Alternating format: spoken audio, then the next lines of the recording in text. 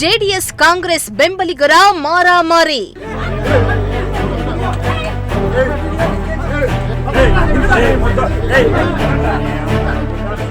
ಸಮುದಾಯ ಭವನ ಕಟ್ಟಲು ಬಿಡದೆ ಅಡ್ಡಿ ಮಾಡಿದ್ದಕ್ಕೆ ಗಲಾಟೆ.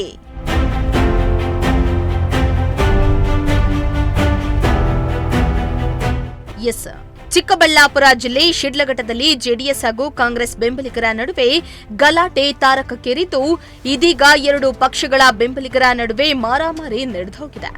ನಿನ್ನೆ ಶಿಡ್ಲಘಟ್ಟ ತಾಲೂಕಿನ ಗಂಜಿಗುಂಟೆ ಗ್ರಾಮದ ಅಕ್ಕಿಪಿಕ್ಕಿ ಕಾಲೋನಿಯಲ್ಲಿ ಸಮುದಾಯ ಭವನ ನಿರ್ಮಾಣ ಕಾಮಗಾರಿಗೆ ಗುದ್ದಲಿ ಪೂಜೆಯನ್ನ ಶಾಸಕ ಬಿಎನ್ ರವಿಕುಮಾರ್ ನೆರವೇರಿಸಿದ್ರು. ಗುದ್ದಲಿ ಪೂಜೆ ನೆರವೇರಿಸಿದ ಬಳಿಕ ಇಂದು ಸಮುದಾಯ ಭವನ ಕಟ್ಟಲು ಜಮೀನು ಬಿಡದೆ ಅಡ್ಡಿ ಮಾಡಿದ್ದು, ಈ ವಿಚಾರಕ್ಕೆ ಕಾಂಗ್ರೆಸ್ ಹಾಗೂ ಜೆಡಿಎಸ್ ಬೆಂಬಲಿಗರ ನಡುವೆ ಖ್ಯಾತಿ ಶುರುವಾಗಿದ್ದು, ಗಲಾಟೆ ತಾರಕಕ್ಕೇರಿದ್ದು ಮಾರಾಮಾರಿ ನಡೆದಿದೆ ಎಂಬ ಆರೋಪ ಕೇಳಿಬಂದಿದೆ.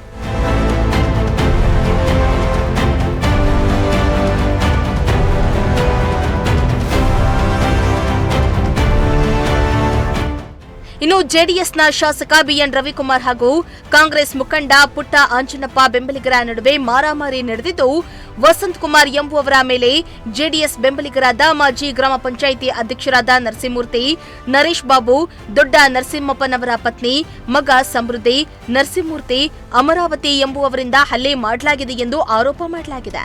ಹಲ್ಲೆ ಮಾಡ್ತಾ ಇರೋ ದೃಶ್ಯವನ್ನ ಸ್ಥಳೀಯರು ತಮ್ಮ ಮೊಬೈಲ್ನಲ್ಲಿ ಸೆರೆ ಹಿಡಿಯಲಾಗಿದೆ. ಗಂಜಿಗುಂಟೆ ಮಾಜಿ ಗ್ರಾಮ ಪಂಚಾಯತಿ ಸದಸ್ಯರು.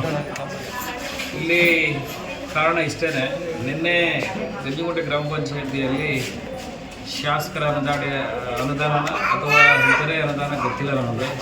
ಸಮುದಾಯ ಭವನ ಕಟ್ಟೋದಕ್ಕೆ ಅಕ್ಕಿಪಿಕ್ಕಿ ಗ್ರಾಮದಲ್ಲಿರುವಂಥ ಅಂಗುಸ್ತಿ ಅವರ ಜಮೀನಲ್ಲಿ ಏಕಾಏಕಿ ನುಗ್ಗಿ ಅವರು ಜಮೀನು ಮುಟ್ಗೋಲು ಹಾಕೊಳ್ಳೋದಕ್ಕೆ ಗ್ರಾಮ ಪಂಚಾಯತಿ ಸಿಬ್ಬಂದಿ ಮತ್ತು ಮಾಜಿ ಗ್ರಾಮ ಪಂಚಾಯತಿ ಸದಸ್ಯರು ನರಸಿಂಹಮೂರ್ತಿಯವರು ಅಲ್ಲಿ ಭೇಟಿ ನೀಡಿ ಜನರಿಗೆ ವಂಚನೆ ಮಾಡುವಂಥ ಕೆಲಸ ಆಗ್ತಾಯಿತ್ತು.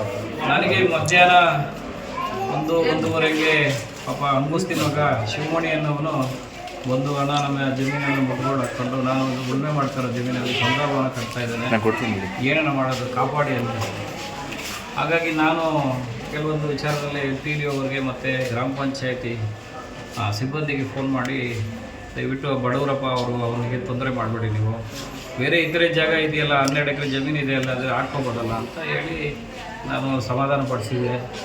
ಅದನ್ನು ಉದ್ದೇಶ ಇಟ್ಕೊಂಡು ನನಗೆ ಬೆಳಗ್ಗೆ ಏಕಾಏಕಿ ಬಂದು ಏನು ಜಿ ನರಸಿಂಹಮೂರ್ತಿ ಅವರ ಕುಟುಂಬಸ್ಥರು, ಮೊದಲನೇದಾಗಿ ಜಿ ನರಸಿಂಹಮೂರ್ತಿ, ನನ್ನನ್ನು ಹೊಡೆದವರು ಬಂದು ದೊಡ್ಡ ನರಸಿಂಹಪ್ಪ, ಸಣ್ಣಪ್ಪವರು ದೊಡ್ಡ ಹೋಗ್ಲಪ್ಪ, ಎರಡನೇವರು ದೊಡ್ಡ ನರಸಿಂಹಪ್ಪ ಅವರ ಮಗ ನರೇಶ್ ಬಾಬು ಅವರು ಬಂದು ನನಗೆ ಚಾಕು ಸಹ ತಗೊಂಡ್ಬಂದು ಹಿಡ್ಕೊಂಡು ಹೊಡೆದ್ರು. ನನಗೆ ಚಾಕು ತೋರಿಸಿ ಕೊಲೆ ಬೆದರಿಕೆ ಕೂಡ ಮಾಡ್ತೇವೆ, ನೀನು ಎಲ್ಲರನ್ನೂ ಜನರಿಗೆ ಅರಿವು ಮೂಡಿಸಿ ನಮ್ಮ ಮೇಲೆ ವಿರುದ್ಧ ತಾವೆಲ್ಲ ಹೇಳ್ತಾ ಇದ್ದೀವಿ, ಕಿತ್ತೂರಿ ಮಾಡ್ತಿದ್ದೀರಾ ನೀನು ಅಂದ್ಬಿಟ್ಟು ಏಕಾಏಕಿ ದೊಡ್ಡ ನರಸಿಂಹಪ್ಪ ಅವ್ರ ಮಗ ನರೇಶ್ ಬಾಬು, ವೇಮಗಲ್ ನರಸಿಂಹಮೂರ್ತಿ, ನವೀನ ಮತ್ತು ಸಣ್ಣ ಕೋನಪ್ಪ, ಅದರ ಜೊತೆಗೆ ನರಸಿಂಹಮೂರ್ತಿ ಅವ್ರ ಮಗ ಸಮೃದ್ಧಿ ಅವರು ಸಹ ವಕೀಲರು.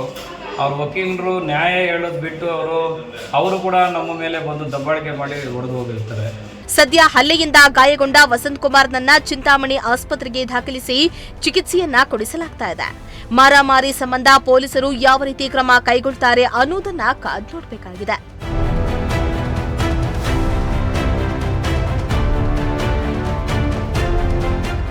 ಮೋಹನ್ ಕುಮಾರ್, ಪ್ರಜಾಶಕ್ತಿ ಟಿವಿ, ಚಿಕ್ಕಬಳ್ಳಾಪುರ.